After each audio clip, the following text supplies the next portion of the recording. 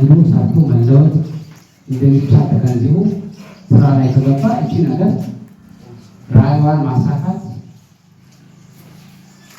የተቀመጠውን ግብ በአጭር ጊዜ ማሳካት ይቻላል።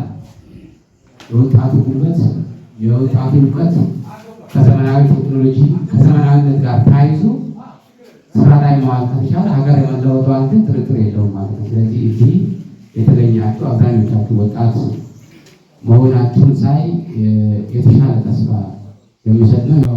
ሀገር የምትገነባው በሁሉም ዜጎቿ ጥረት እና ትብብር ስለሆነ የንግዱ ማህበረሰብ በሀገር እድገት ላይ የሚጠቀምበትን ሚና መወጣት እንዲችል የዛሬ መድረካችን የጋራ ተግባቦት ላይ የምንደርስበት ነው።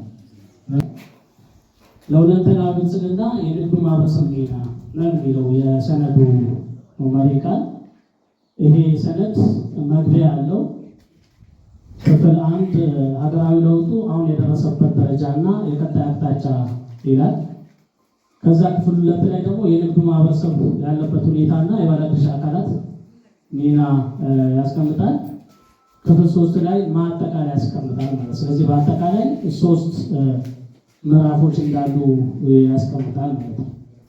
ስለዚህ ሀገራዊ ለውጡ አሁን የደረሰበት ደረጃ እና የቀጣይ አቅጣጫ በሚለው ስር የተመዘገቡ ማህበራዊና ኢኮኖሚያዊ ስኬቶች ምንድን ናቸው በሚል ዘርዘር ባለመልኩ ያስቀመጠበትን ሁኔታ አለ።